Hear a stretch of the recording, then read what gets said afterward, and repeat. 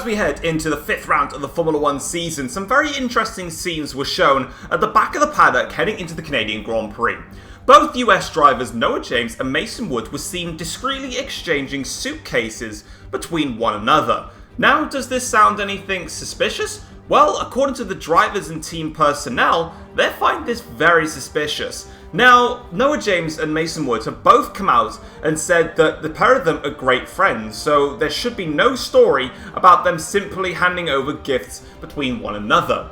Where this gets very strange and very confusing for a lot of the drivers and the team personnel that have gone ahead and seen this footage is how discreet they were when actually sending the suitcases to one another, and where they were going in order to try and hide the suitcases. It was confirmed that in both of the garages they were seen not to have those suitcases, and they must have been hidden somewhere within their motorhomes. Now this could literally be just taken out of context, and they literally could just well be exchanging gifts between one another. But why would they do it so discreetly and try and make sure that none of the cameras were filming them when doing it? That's something that a lot of teams and drivers are going to want to try and find out. Let's have a look though at the race news and see how the teams are shaping up ahead of this Canadian Grand Prix. Well, it was McLaren that was showing great pace once again here at the Montreal circuit, but they had some competition, with Montreal master Lewis Hamilton shining on Friday, setting the fastest time in FP2 to the shock of a lot of members in the paddock. Now, Red Bull is set to have issues at this Canadian Grand Prix circuit, as it is a power circuit, and as we know, that BMW power unit is very, very weak, and it's set to exploit the biggest weakness of the Red Bull car. Ferrari finally get to bring that engine upgrade that they should have had in pre-season testing. Obviously, we finally found out during pre-season that Ferrari's engine had a lot of issues, which meant that not only did they have to revert to a previous engine spec, but they then had to adjust the chassis again as the previous engine spec was bigger. The purpose of the whole new engine that they had in the first place was that it would then allow them to slim down the chassis, but they couldn't do that. But finally, they've got their new engine. And finally, they can potentially put up a fight in a straight line versus the top 3 teams. And it's Renault now who are trialling some new parts to the floor of their car. They're hoping to try and help with a bit of rear stability and to better direct the airflow, especially through the rear tyres and the rear wings. So they're trying a couple of new things out. Ocon so far seems to still be struggling a little bit with the new floor design, but Valtteri Bottas is a man that's very, very happy with it, and it shows with his performances throughout Friday and Saturday morning. So let's go and have a look now at qualifying and the race for round number 5. It's the Canadian Grand Prix. Hey, what's going on, guys? It is Foxydude here, and welcome back to a brand new video for you guys today here on the channel. We are here for the F1 journey round number 5, I believe this is now, of the season number 7. If you haven't joined today's video, feel free to drop it a like and subscribe to the channel if you are new around here as well. And as you can see, we are here for the Canadian Grand Prix. And if things sound a little bit different, I mean, I've actually moved house, so I'm in a completely different place, so it might echo a little bit. And also B, yeah, there's probably going to be some trucks cheekily driving past as they're still building lots of stuff. So apologies for all of that, and it will be like that for ages. But if you don't like it, then well, tough luck, because I'm in this house and you're not.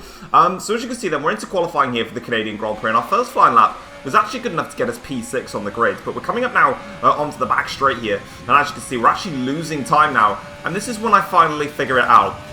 For the entirety of my, you can see it there, for the entirety of my second lap, I forgot to use ERS, so, well, yeah, that was a wasted opportunity. It's going to stay P6.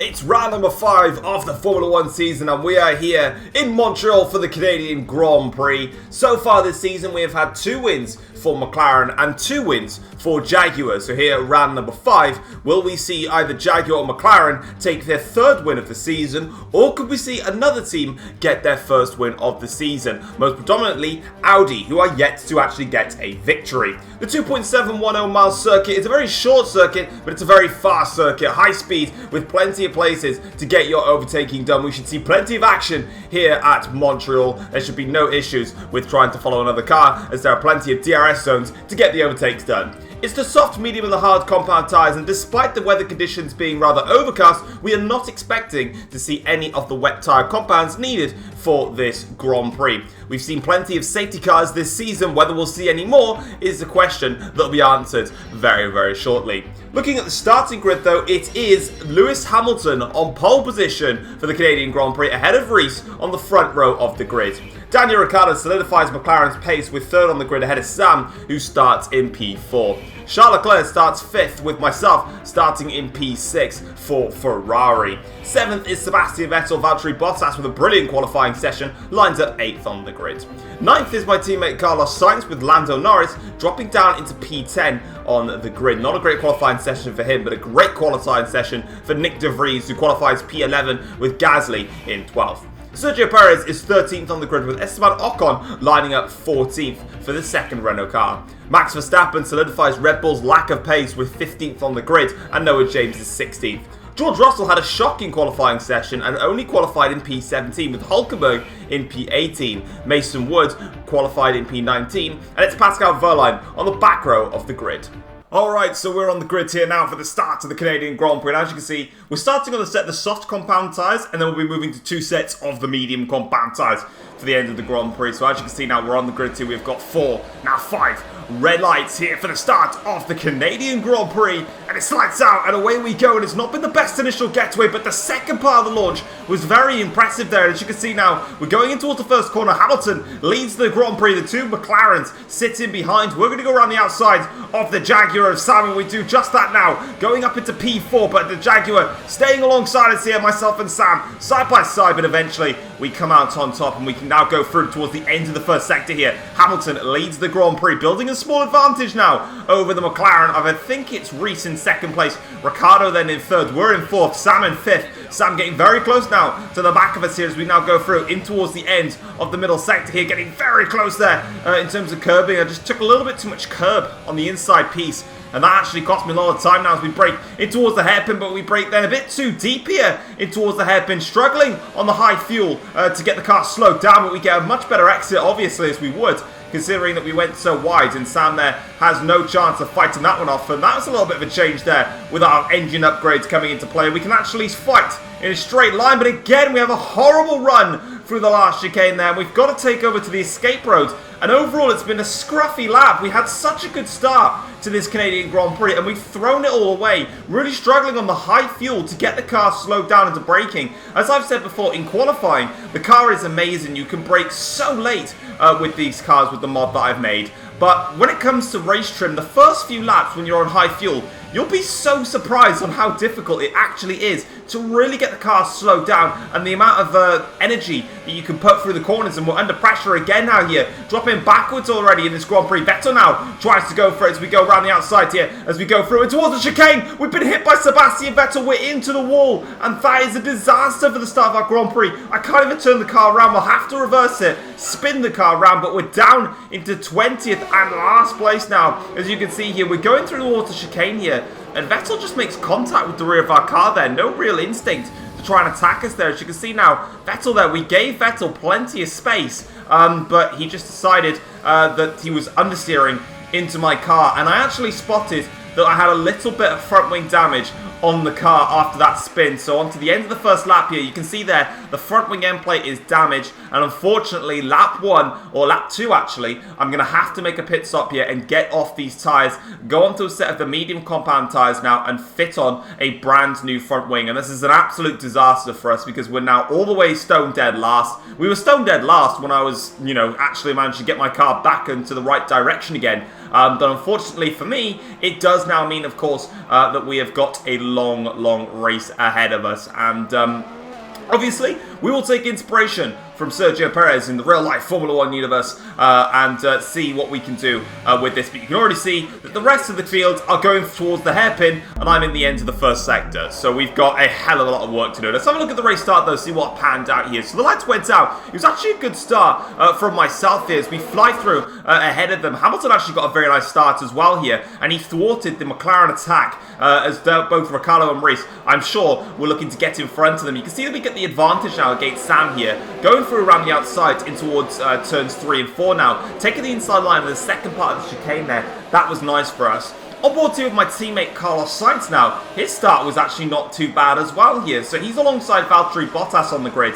And overall, Bottas doesn't really get the run on Sainz here. And this just gives a free opportunity for Carlos to just try and swoop his car around the outside. That's what he's going to do here. And you can see that he can just get on that power nice and easily there. It's a great overtake from Carlos Sainz. Bottas will come back at him though towards the first part of the chicane. And unlike my attack though, I was able to secure the inside line and make the move stick. With Carlos, he couldn't actually make it happen. And Bottas actually got the place back here. Now, as you can see here on board with the Aston Martin, I think this is Nick De Vries. I can't remember. It probably is. You can see here that he's actually got around the outside of Lando Norris. Now, Norris is also going to come back down the inside here, as you can well see. And once again, carbon copy of what happened to Carlos Sainz. That is an overtake in the books for him. As we can see here, Verstappen now live on board here, trying to defend one of the Renaults. It looks like Esteban Ocon, who's trying to find his way through. Verstappen holds him off, but now as they got into the exit, start-finish rate, we've got both Porsche cars now fancying a run here, and we've got Verline, who's actually got in front as well as Ocon. So Verstappen going backwards as the poorly powered BMW Red Bull racing car continues to suffer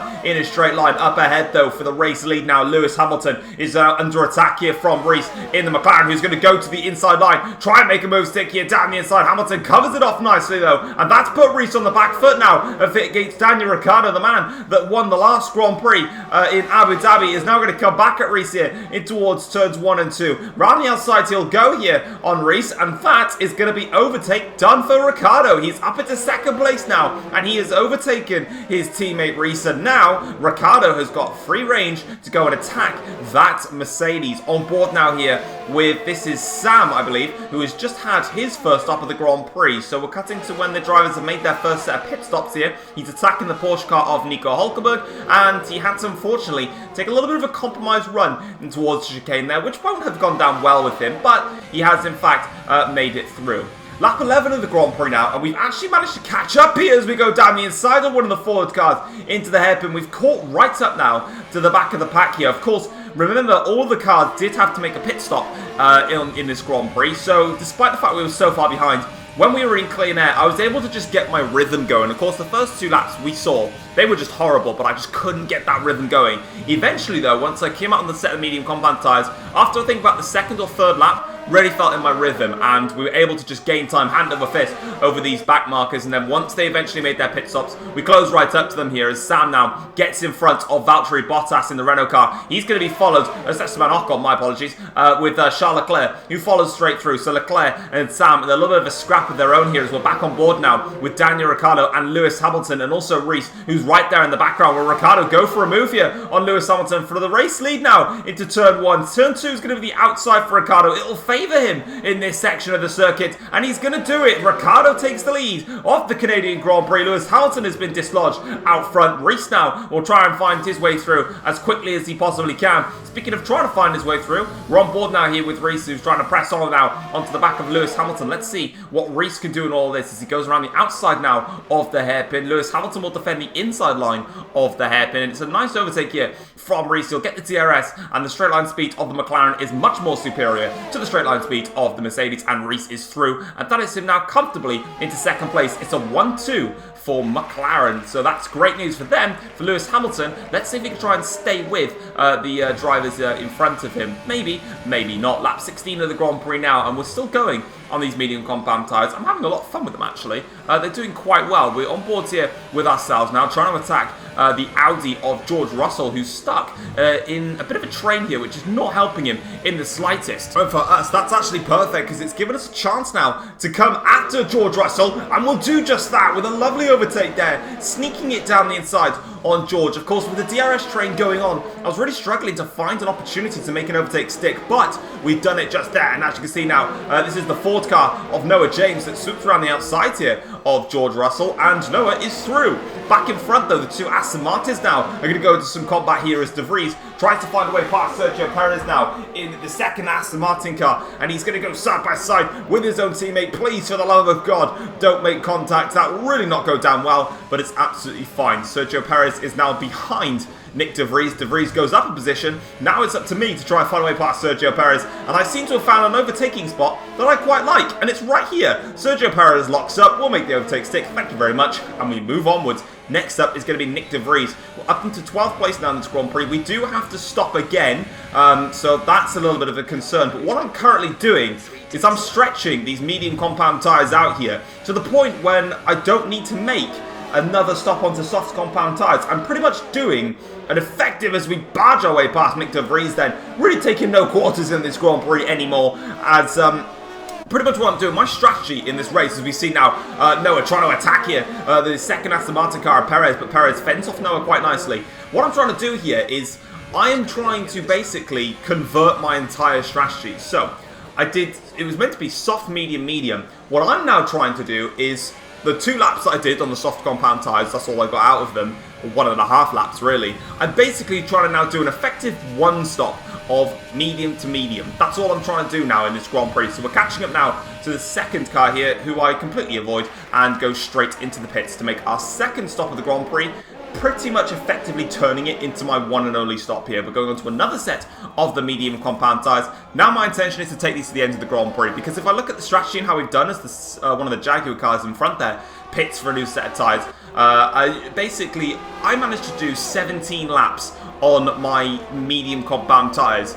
We've only got, I don't know how many laps left in this Grand Prix. I think I worked it out basically in my head at the time that we've got a very even amount of laps left to go. So it was kind of inevitable that I just needed to do this type of strategy. As you can see now here that we're pressing onto the back of Esteban Ocon, and I was going to think about going for a move down the inside into this corner again, but I felt like I've got the traction on fresh tyres, and I've also got the straight line speed, so eventually I just open up the DRS here on this straight, and I'm going to fly past around the outside. Ocon will make it a little bit difficult. He actually makes contact with the side of my car there, just like Sebastian Vettel did, but obviously I was a little bit closer to him, so it didn't affect me too badly, and in the end I managed to just, I had to take a little bit of an escape road there, but we're through. But we've got a safety car now that has come out in this Grand Prix to completely spice up this race. Now you can see here that one of the Audi cars has retired from the Grand Prix. It looks to be George Russell, because Leclerc was a little bit closer to Sam on the circuit, and if you have a look going towards Sector 2,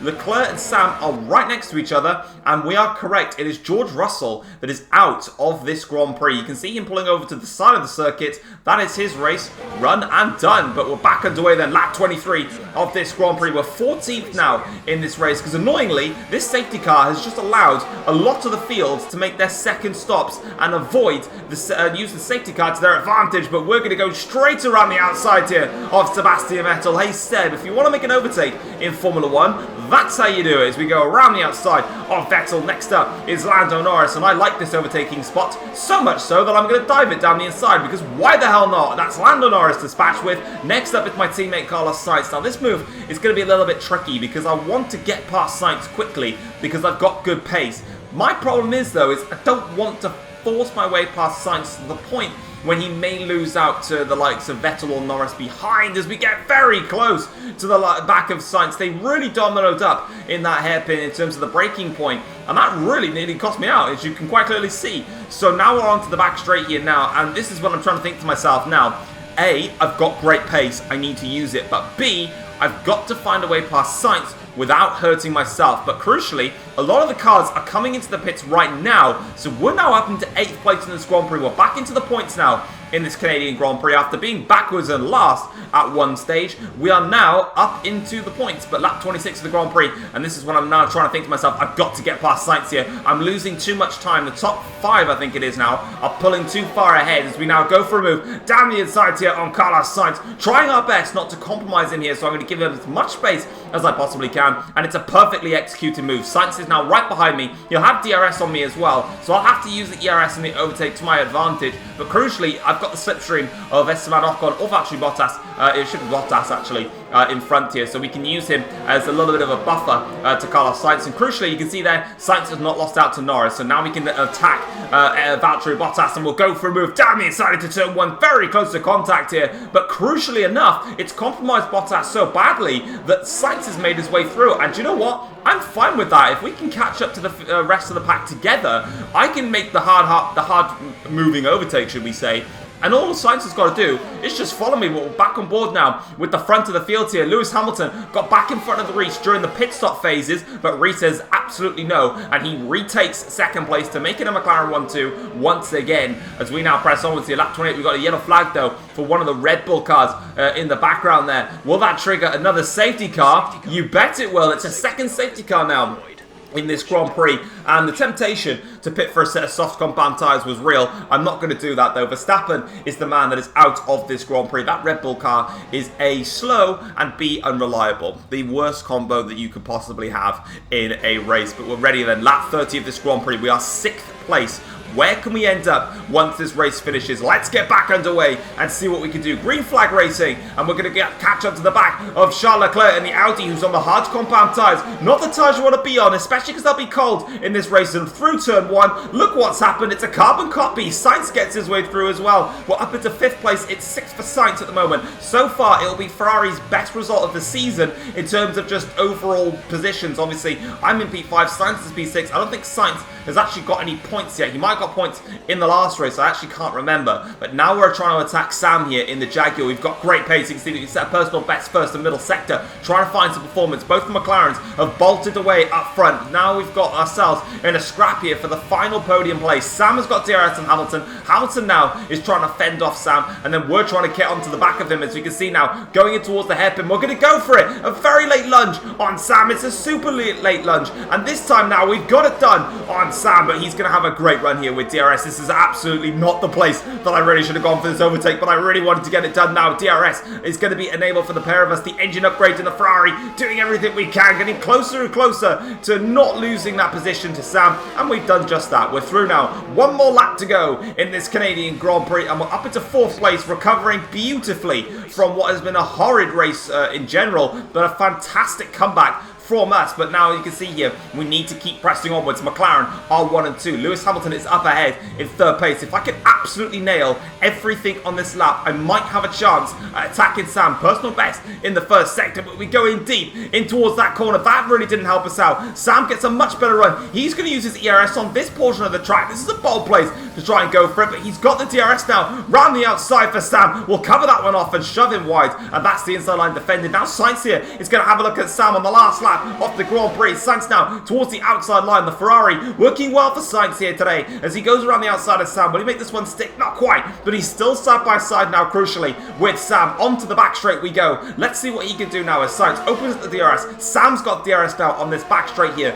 I'm crucially going to try and give Sainz a slipstream, but it's not enough as we go through now and skip to the front of the field. Ricciardo wins the Canadian Grand Prix. Reese is 2nd. Lewis Hamilton is 3rd. We've come across the line to recover from last place to P4. What a brilliant recovery that is. There you can see is Daniel Ricciardo on the top step of the podium with Reese, and then Lewis Hamilton lining up in 3rd there. They are your podium sitters. And then this is the full race result. So Ricciardo wins from Reese. It's a McLaren 1-2 ahead of Lewis Hamilton, and then myself recovering to P4. Sam finishes in P5, which I think is actually his worst finish so far this season. Sainz finishes in 6th for his best result so far for Ferrari this season. Charles Leclerc drops to P7. Hard compound tyres didn't work for him in the Audi. Valtteri Bottas, a brilliant P8 for Renault. Lando Norris finishes 9th for Jaguar, and then Sebastian Vettel P10 for the Mercedes. Ricciardo set the fastest lap of the race on a 1 minute 2.8. The second half of the table, Hulkenberg finishes ahead of his teammate Verline. Nick de Vries 13th for Aston Martin. Mason Wood P14. Perez in 15th place. Then it is Gasly and James 16th and 17th. Ocon is 18th. Verstappen and George Russell, the two men that DNF'd from this Grand Prix. Looking then at the Drivers' Championship now, you can see that Sam still leads the Drivers' Championship, but this time Daniel Ricciardo is now the man in 2nd place after back-to-back race victories. It is now 9 points separating the top two, with Reese on 71 points. We're now on 69 points. Cheeky. As we now make our way through in this championship. Leclerc is on 65 points. Lando Norris is P6 with 51 points. Then it is Mercedes' Lewis Hamilton with 26 points after his podium finish today. George Russell is now on 24 points. Vettel 13, and Verstappen is on 10. The next event is the Mexican Grand Prix. Looking at the Constructors' Championship now, and it is McLaren that lead the Constructors' Championship over Jaguar. Jaguar have now been usurped at the top. The gap is now 11 points between the two of them. Audi are on 89 points, surprisingly a long way back considering the pace that Audi have shown. Ferrari were on 78 points now and closing up to Audi for third in the championship. Mercedes are in fifth on 39 points. Red Bull 6th with 10 points. 7th is Ford with 9. Renault are on 8 points, closing that gap to Ford and Red Bull. Porsche and Aston Martin are yet to score points. That is, though, the race results and the championship standings. Let's go and have a look at the post-race notebook and get the outcome from this Canadian Grand Prix.